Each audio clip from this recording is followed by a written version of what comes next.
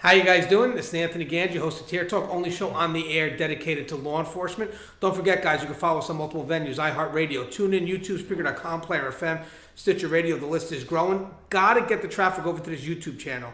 So please, guys, if you can, try to get the traffic over to the YouTube channel. Like my page on Facebook. We're over about 24,000. And download the app. It's free. It's on iOS and Samsung devices.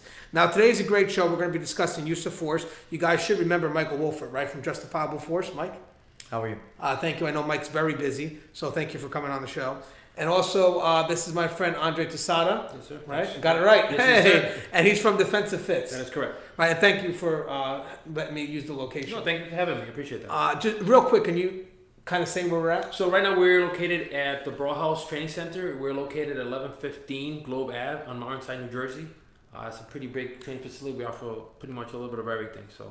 All right, well, again, thank you again. No, thanks for having me. All right, so guys, towards the end of the video, you're going to see that we put together a great video of use of force. And when I mean use of force, it's really mechanical force. It's handcuffs, correct? We did a video on putting handcuffs on the tactical way, taking them off the tactical way, the pat frisk, right?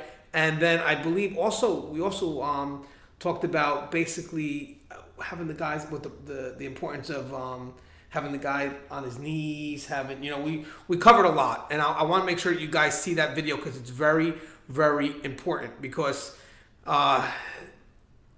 last week or so, we had two incidences in regards to escorts. We had one in Iowa where an inmate was able to break out of the handcuffs, grab a hold of a deputy's gun, and shoot two deputies, killing one officer, Deputy Mark Burbridge. Horrible situation. And then just the other day, we had the hospital, where the inmate was able to get a hold of a officer's gun and take two nurses hostages. And I believe today an incident happened in South Carolina as well, in which an officer's gun may have been taken from him. Again, it's not that clear, and the article could be found on Corrections 1, but the article does come from Associated Press, and I'm just a little mad at the article, guys. A little mad because it calls us guards, and at the end, for no reason, it seems to say the inmate was black and the officer was white. I don't know why they felt the need to put that in there. Social media. Social media, if you will. Always putting that little twist in there to further the divide. Okay, so real quick, again, Mike, thanks for coming on. So Mike, how important do you think this video is that we did at for the end of the show?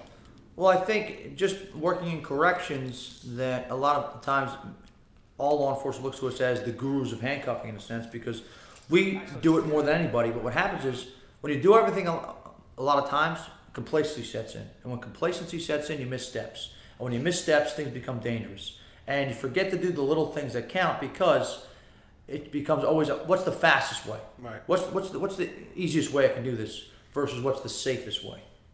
Right, and guys, if you're watching this and you're in management, there's no excuse now, because you've seen the last couple of weeks, within the last week, what can happen during an escort. There seems to be a trend on this. Again, we had about 3 escapes from an escort within the last week or so. So guys, we as management have to make sure our officers are properly equipped and they have the right amount of manpower. It doesn't matter the status of the inmate, because remember, we're there to protect the public, protect ourselves, but here's the thing that most people don't know. We're also there to protect the inmate, and you can't do that if you're not properly equipped.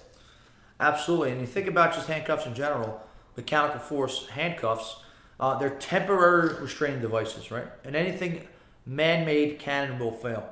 That's why it's important to stay vigilant with a watchful eye on the inmate at all times. When escorting, always keep a hand on the inmate. I mean, plenty of times you may see people not maintaining control, because like you're saying is, if the inmate falls, something happens to him, who's responsible? We are. You're responsible for the safety and security of that person. That person, once you handcuff them, now they're in your control. So if they get injured, something happens, we always say is you want to have at least one finger's tip worth inside of the handcuff, obviously for slippage out. The ways to defeat handcuffs, you could pick them by inserting something into the lock. You could jimmy them by putting in something between the teeth of the handcuff. Which you're saying may have happened in the Iowa situation. We don't know. We can't speculate, but that's just generally. Or they're not on too loose and you basically just slip your hand out. And if you're handcuffed in the front, you should go on YouTube and you can see that. People could actually defeat the handcuff by breaking the chain on the handcuff, by just tying it up and breaking it. That's if you handcuff to the front. And that's why we always say is handcuff it to the back is essential, unless you're using something like a black box or something to now further control the handcuffs. You know, So you're saying without the black box, only if you're forced to, you really don't want to handcuff anybody in the front, correct? Absolutely. You want to always do And just to explain that, why is that? because the mobility of people handcuffed from the front, they're still dangerous. They could still punch. They could still put it around your neck. Like I said, they could literally just break the cuff in half. It's very simple. You can put it up on YouTube. You'll see people doing it all the time. We've done it before. It's very easy. All you do is get the chain stuck in there by just maneuvering it, and it catches a link, and then just break this pin off. Because all that is a pin. That's very easy to break. You can see it has a lot of play. So all that just snaps, and now you're no longer handcuffed in the front. So that's why we say is always maintain vigilant eye contact with the person. That's the primary. And if you could have a hand on the person, obviously while escorting. But the bottom line is handcuffs are temporary restraint devices, and you don't want to handcuff in the front because of those dangers. You can run a lot easier because even when you're running, you could actually pick up a lot of speed with your hands in front than you can in the back. In your back, you gotta kind of maintain balance so you don't fall forward compared to your hands in the front. You just keep them here and you can bolt. Right, and Andre was actually our testee today. Yeah. So when you guys watched the video towards the end, Andre was the person that was nice enough to help us make sure that we get the right training across. So again, I got to reiterate this again just to make sure, guys, if you're in management, please make sure that you're making you give the officers the right equipment and they are definitely have the needed manpower. Like, what would you consider is the right equipment for a transport? Well, obviously, from a firearm down, I would say the whole gamut of force options. Right, you need deadly force. Right, you need mechanical force. So you need obviously your firearm, you need your OC and your baton.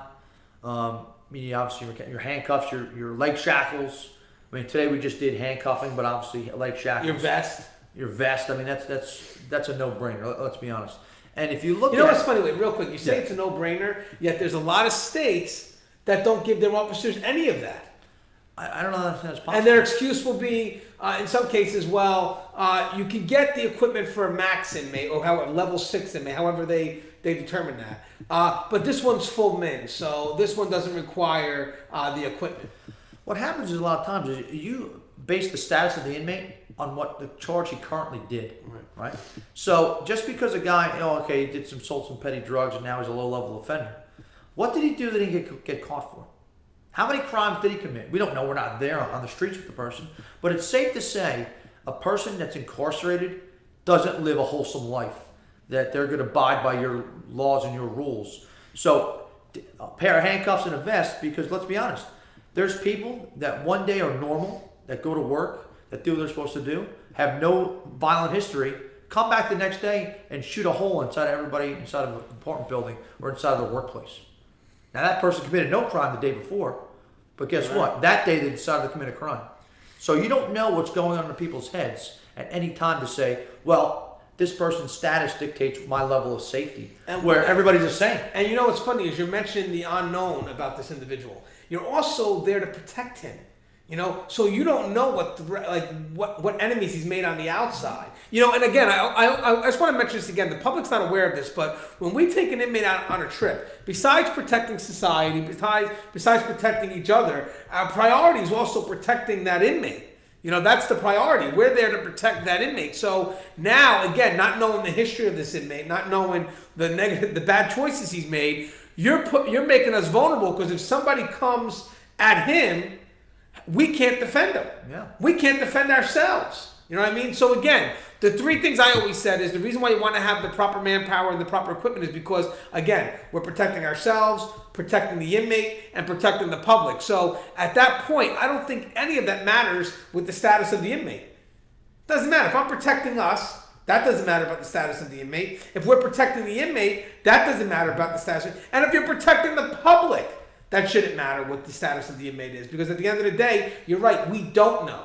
We don't know what's going on in the individual's mind. We don't know if the trip is a plan to escape at this point. Because right now, a lot of these hospital trips, they could be manipulated.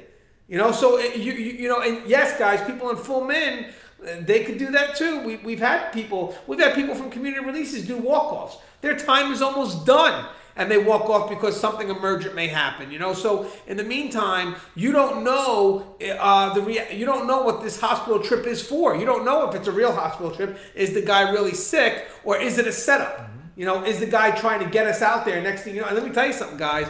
If your officers aren't protected and they're not armed, you don't think that's an easy, quick little fix for the inmate to have a quick little hospital trip, and next thing you know, 2 officers are dead and the inmates escaped? Well, that's the thing is, what's the weakest link in the chain of custody? The trip. Yeah, outside of the institution. What keeps you inside the institution? Barbed wires, fences, custody to a degree, but more likely the structure, right? The cell keeps the guy inside of custody. Now, you're taking all those levels of security out, right? There's no cell, there's no barbed wire, there's no big fence, there's no secure perimeter. And now, what's keeping the inmate in custody? The officer. The officer. That's it. And what else? The inmate's willingness to stay in custody. Because at any point, he could decide, this ain't for me anymore. And regardless of what you believe, you know, that's when he decides to do whatever he's going to do. Well, in line with what you said, someone had mentioned to me that when you're on a trip, the officer pretty much is the warden, the director, the commissioner. Like they're everything, because as you said, that's their response. They're maintaining total control without the structure. Well, like Mike mentioned earlier, that he said, like I said, that that it could be a petty thief. He might have just been arrested for like just petty thieves of drugs. And sometimes you get these guys that says, "Oh, this is my first offense," so they go to court of first offense. Technically, it may not be their first offense. It's the first time they're getting caught. They might have been a criminal for 5-10 years before they even got caught for the first charge. So what may seem like a petty thief, he might have been a serial killer for all you know. Right. So again, the bad assumption of thinking because the chart, like you mentioned earlier, and I'm not a law enforcement by any means, but I listen to Mike and I'm always paying attention. Never assume self-defense 101, and when you do martial arts, when it comes to your enemy, never assume your enemy or your attacker is weaker than you. Always assume he's stronger, faster, and more dangerous than you. And I'm sure that applies for law enforcement. You always assume that even if he's 100-pound wet, he's still a dangerous person. So, I mean, like you mentioned, again, I'm not law enforcement, but the fact that these little things are happening because of either proper equipment or proper training is horrible. Well, that's the problem. That's why I'm hoping that people look at this video, show it to the department, and let the department know, like, these things are happening. All you got to do is read Corrections 1. They'll show you at least within the last week, what has happened, and that what can we do to make it better? What can we do to make it safer? Because once it gets out into the public, there's no more excuses. You cannot say you didn't know. My thing is, here's a funny thing, too. Corrections don't get national attention. We know that. We had the death of the female recently, Sergeant Megan Callahan. You know that, right? She got hit with the fire extinguisher trying to put out a fire.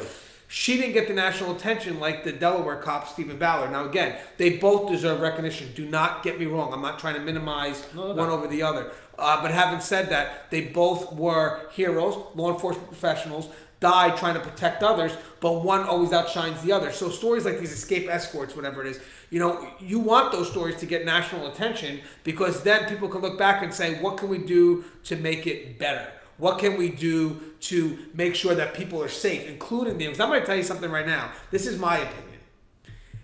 If it had an inmate died on an escort, for some reason, let's say we're in a hospital and a bunch of people come in and just shoot up the inmate, that's going to get national attention. Oh, definitely.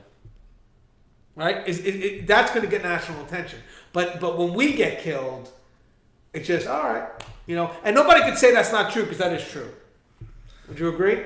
I do, and I think a lot of times what happens is because we don't receive national attention is people now that aren't close to the situation tend to forget. They tend to fall back into that complacency. I say complacency is the enemy if you allow it to be. And I think what happens is we don't see these things every day, and we don't hear about them. But, every cop hears when somebody was killed or somebody was ambushed or there was a bad shoot or, things like that. And they learn from those mistakes that people made in the past, or they learn from the situations that happened, where we don't really hear about that. So we don't, I guess I don't want to say dwell on it, but we don't bring it up ever again. It's like, oh, okay, did you hear that? And then you go right back into the mundane, everyday, being complacent, cutting corners, and not really doing what you're supposed to do to keep safe. Right, and that's why, actually, I think that's what's important about doing this video that we just did. Just to remind people, I always tell people this too, guys, by the way, like, your facility may be quiet, but it doesn't mean stuff cannot happen. That's why I always thought as good management, I would bring in stuff that happened at other facilities, just to remind people, like, oh, that inmate you're pushing on in a wheelchair, well, guess what? In a facility out west, he managed to choke somebody out. You just want to keep people on their toes. When we start seeing hands go in pockets, It's going to wind up starting it's like a plague. Everybody else starts putting their hands in their pockets. Next thing you know, the inmates see that, and we've actually lost control without us realizing. And it takes one officer to do that, by the way. One officer to put their hands in their pocket. Next thing you know, they've all done it. Real quick, explain the video that we just did. So, what were we trying? What's the message we're trying to get? What are we trying to teach? Just basic tactical awareness, right? I always say, I call it sometimes tactical common sense, but like real common sense is not always so common.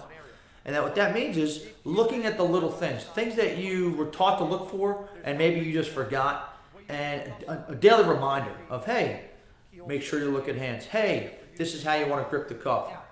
And what happens is people don't practice the basics, and then the basics become lost. And when you sometimes, well, let's just face it, when people have been around a long time, and they close their minds to the basics, like, oh, I don't need to know that. I've been doing this for 20 years. But then you've been doing it wrong for 20 years, right? Because you haven't been concentrating, and you lost the basics along the way. Now, we're trying to revisit that. Right, and I agree. We talked about use of force. Like, you actually evolved what defensive tactics is. Like, you've moved it to the next level. Your school, what you teach, is by far something that should be taught on a national level, because you're talking about real life application. You're talking about, like, we're not just standing here, twisting wrists. We're going at it. Yeah. We're fighting, and it's about getting the move on in the heat of the moment. And that's what your class is about, which is reality. That's what it really should be. That's why I actually love having you on my show, because this is what we've evolved to. We can no longer just stand there, okay, give me your hand and do this. It's not that, but real life application. So having said that, the way you've done the handcuff instruction is literally tactical. So how do you explain tactical? What does that mean? I think tactical is a mindset like anything else. It's looking at everything as a whole, and also in small bites at the same time. So we have to look at the whole body, but we have to concentrate. So at certain points to focus on during the bigger picture, right? Because let's face it, during an incident, during an escort, during any daily routine, there's certain things you should key in on and certain things you should discard, right? That's going to be keeping you safe.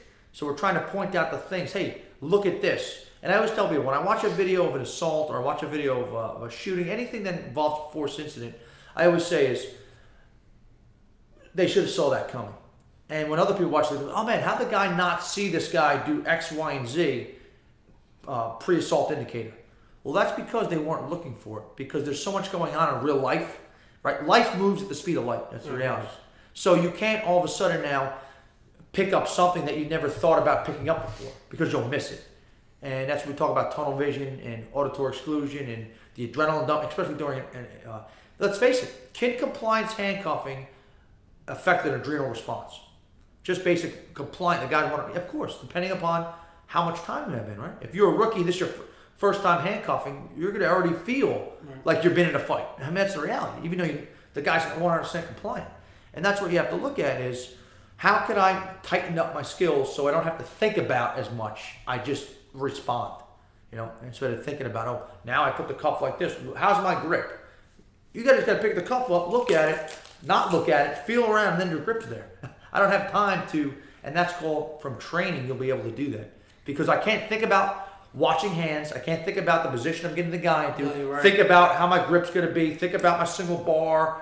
I have to be able to do some of that part automatic. Right. And that's accessing your tools, getting it right. When you talk about automatic, you're also talking about training that's got to be done more than once your whole career. Oh, yeah. That's absolutely insane. I mean, I always tell people, too, if you went to a doctor and you say, hey, when's the last time you did any training? And you said, oh, I'm using the same methods I used in 1970. Yeah. It was good then. That's where I learned it in medical school. You would immediately run out the door. You would never go to that guy ever again. But just like a doctor, you are a professional, which comes with continuing education, right? Studying, practicing. That's what they call practicing medicine, right? You're practicing law enforcement. You can't not practice and be proficient at anything, right? If you're a bricklayer and say, when's the last time you laid a brick? Oh, 1960. Would you have the guy fix your house? No. Of course not. You would want to have some type of, I just went to this school of bricklaying, and now here's my degree, and guess what? I built this house over here. Look how great it looks. You wouldn't go, well, this is how I did it in the academy in 1974, so I guess it's still good. That doesn't make any sense. Well, that's why I feel like that training costs money, but it's money well spent. Like you're a martial artist, correct? Correct. How important is training to kind of build on the automaticity of, basically if this is to happen, you want to basically program yourself to react? Well, it's muscle memory, and it's kind of reiterating the what we call repetition. They say the old saying that says, repetition makes perfection, and it's pretty much repetition just gets you better. It doesn't matter what you're doing. Even anything you do, if you repeat it, do it over and over, you get good at it. And sometimes you're good at that now. Like when I said, when it comes to continuing education, I'm good at it, but can I do it better? And once you figure out if you can do it better, you continue to repeat doing that process over and over again. One of the things that I emphasize when it comes to my guys, when it comes to training, we do a lot more drills than we do techniques, because reflex and reflex and your attributes are nothing. Or techniques are not good if you don't have good reflex and your attributes. So, because I could teach 1,000 techniques every day and everybody can learn it, but if my guys don't know how to react when it needs the time, it's no good. Same thing in the streets. One thing that Mike always emphasizes, you want to make sure you drill. So I teach the guys over and over again, to the point that if somebody comes at me, my gross motor skills or my repetition of whatever drill we did should automatically come up, and I should be able to defend myself and react the right way, instead of like, oh, don't hit me type of thing. Now, what's funny is, what's your relationship amongst each other? Friend, colleague, and to me, teacher. All right, cool. So Mike was your teacher. Yeah, I consider him more like he is. I've known Mike for a couple of years now from Princeton Martial Arts Academy, and I go to him a lot. I'm always asking questions, and Mike is freaking awesome. I mean, I have a question, he answers it for me. I always let him inform me of new either training or education, whatever the case is, and I'm always picking his brain, and wherever he's at, I try to follow if I can, because I think he's a very good source of information. Well, I want to get to the video, so we'll bring this video to an end. But is there anything you'd like to say in closing to the audience? No, I just want to thanks for having me once again. Thank Andre for letting us use the space and for being a good stunt dummy. Yeah, thanks for having me, man. Without a stunt dummy, you can't do anything. Right, and the next time around, we want to do the gun, the weapons retention. The weapons retention. Yeah, we want to get that done, right? We'll do some weapons retention, because I think also when you think about it, corrections in general, right? 99% of our time is no firearms are included, right? That's the reality. So now, hey, you haven't dealt with firearms in X amount of time. Strap this on and now go on to the public. Right. All right.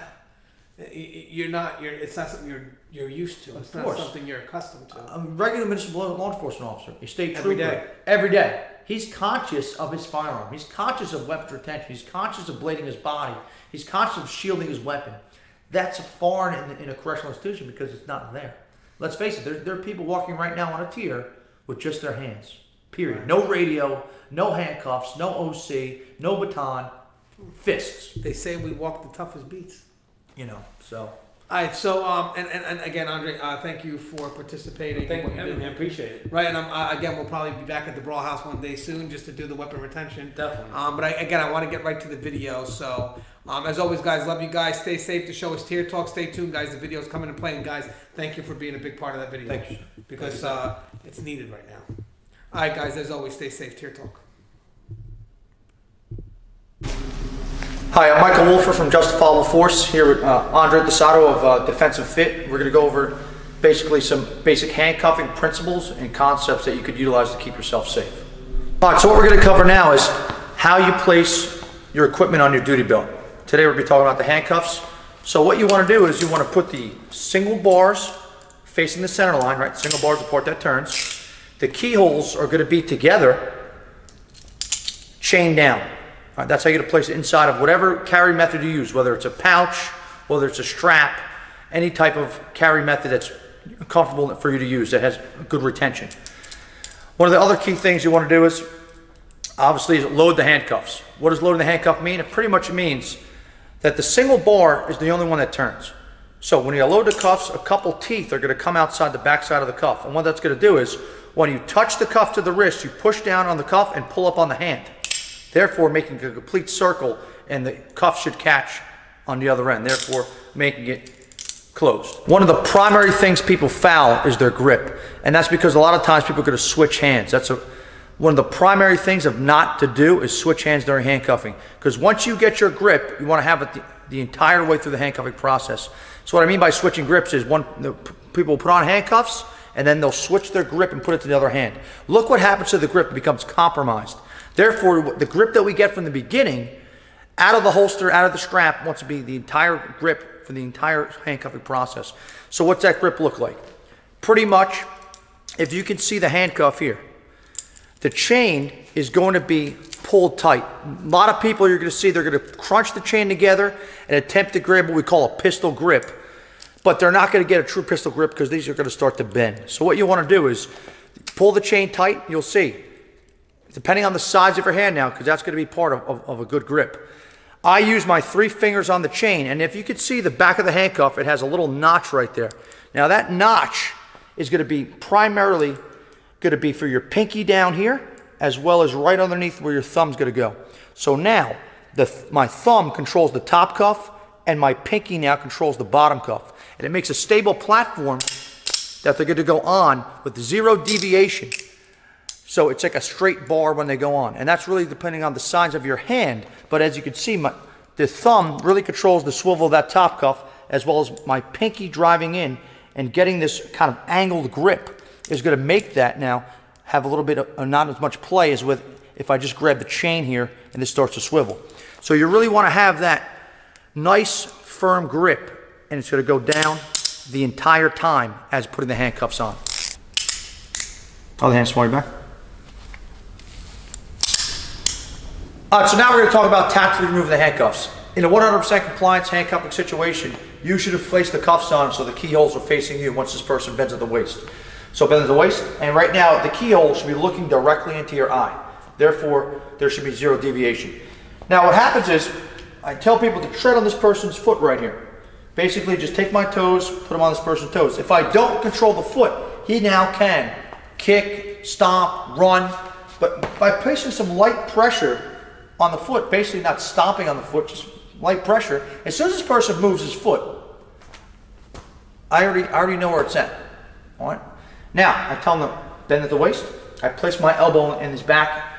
If he tries to sit back up, I can feel that pressure once again, drive it down. I get out my key. I like to grab the pistol grip once again the same way I put it on with my strong hand. I take the cuff off furthest away from me first. And the reason I do that is if I have a problem, I want to be holding the cuff closest to me, and that's where I'm strongest, instead of reaching across the guy's body fighting for a handcuff. The handcuff on a person now becomes a weapon if I lose control of it. So, I put the key in. I always get a verbal command. When I take this cuff off, put your hand on top of your head. Do you understand? Yes, sir. I always get a verbal command. Open the cuff up with my other finger. Always make sure to close the swinging gate. Meaning, don't leave this gate lying around. If this becomes a weapon, this will very easily go into your eye or skin. Close the swinging gate. When I take this cuff off, put your hand on top of your head. Do you understand? Yes, sir. And then we step away. When I take this cuff off, put your hand on top of your head. Do you understand? Yes, sir. All right, always get a verbal command. Same thing. Take this cuff off, put your hand on top of your head. Yes, sir. All right, so now Andre's going to come out from defensive fit and he's going to go through basic handcuffing positions. When I say by positions, I mean right now we're dealing with compliant handcuffing, 100% compliant. Is there a gray area of compliance? No. It's either compliance or non-compliance. There's no quasi, semi-compliance. So what are the most dangerous parts of handcuffing? Well, it's upon first touch. That's when the person's going to make the decision, A, to comply 100% or fight. And what happens is the most dangerous part of handcuffing is the fake compliance. Meaning they're obeying all your commands, they're doing everything that you want them to do and that you're instructing them to do, but upon first touch is when they flip the switch and they realize, hey, now cuffs are going on, this is becoming real, and now it's either fight or flight for them at that point. So a lot of things that dictate our structure as well as the threat level of how we're going to handcuff this person depending upon either it's standing, kneeling, prone position. Here today we're just going to primarily deal with standing and a kneeling person. We're not going to do the prone here today, and this is going to be 100% compliant of what the person's doing. So meaning every order I give, and when I say give orders, it's clear, concise instructions. A lot of times people want to give ambiguous things for people to do, but let's face it, if you could barely understand what you're saying, the bad guy's not going to understand what you're saying either. That's why it has to be clear and concise. That's why we're going to try to avoid certain terms that we're going to use, and you'll see that as we go through the instruction.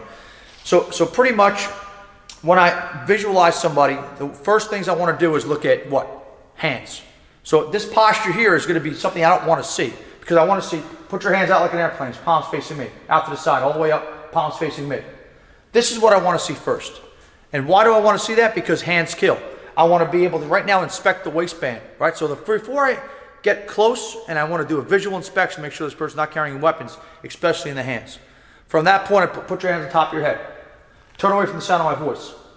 Turn away, turn around, turn around. And right now, he basically turns away from me.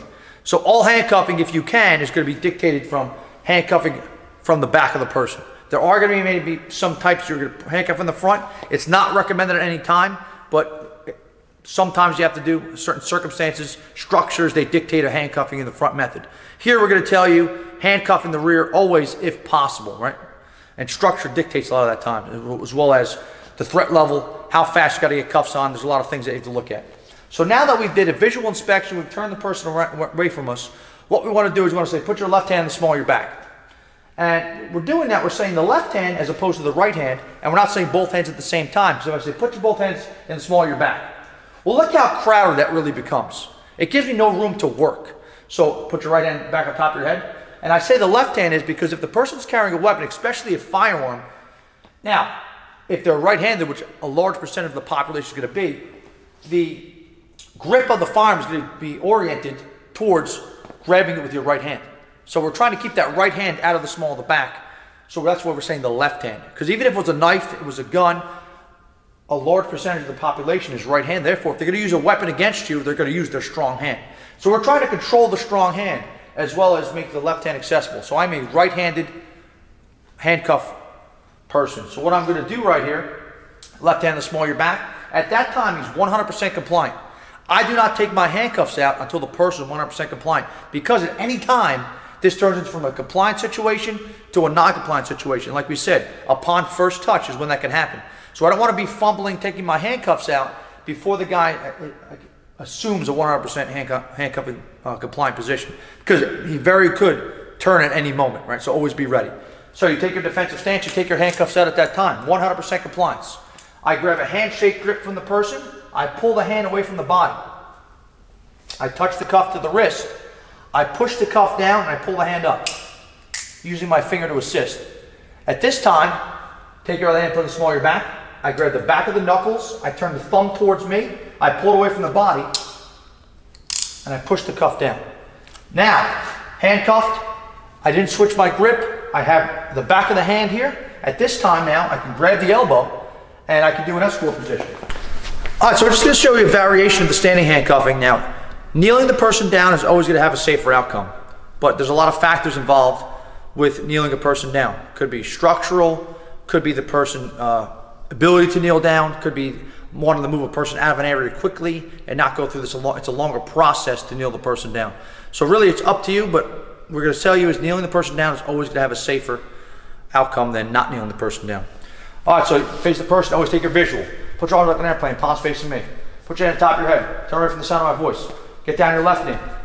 Get down your right knee. Cross your ankles. Sit on your heels, lean forward. Put your left hand in the small of your back. So the same process is going on. Give your other hand smaller back.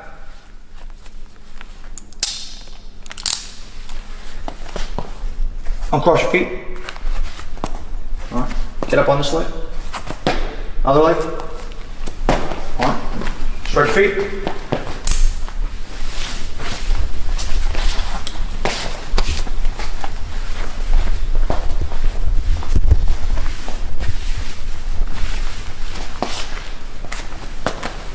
Now, you get to wherever you got to go. Now, tell the person to kneel down. Kneel down on the far leg, this leg. Now, the reason we tell the person get up on the close leg and down on the far is, right now, drive into me. Okay. Reverse your feet. Put this leg down, grab one. Now drive into me. You can see the power of driving in. Switch your feet again. Okay, drive into me. I mean, just with my single hand here, it's very hard for him to drive in. And that's why we always want to get up and down with the far knee furthest from us. Okay? Stand up. And now we have our escort position. We get to wherever we got to go. Same thing. Kneel down this leg. Other leg. Cross your ankles.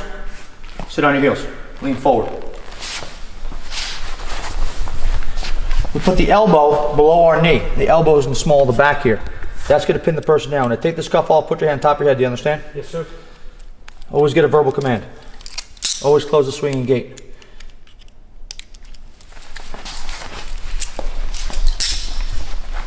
Now, one thing we want to note. Sit up real quick. Now, lay back down. You see his feet. So what happens is, we want to cross the feet. If we can't, we want to at least uncross your feet, put your laces on the ground, and sit back. And also, if we can't cross the feet, because some people may not be able to, we want to at least get this position here. Now, what we don't want to see is get on your toes. So, there we go. We don't want to see this. We call this loaded toes. And the reason is spring up, if you can. It's very easy for a person to spring up when the toes are loaded. So that's one of the key things you want to look at when you're kneeling a person down for your Once again, I'm Mike Wolhfert. I want to thanks for you guys for tuning in, getting some handcuffing tips here. You can find me at justifiableforcetraining.com, on Facebook, on Instagram, Justifiable Force. We deal with all facets of self-defense for law enforcement and civilians, so check us out. Thanks to Andre here from Defensive Fit, and thanks for tuning in.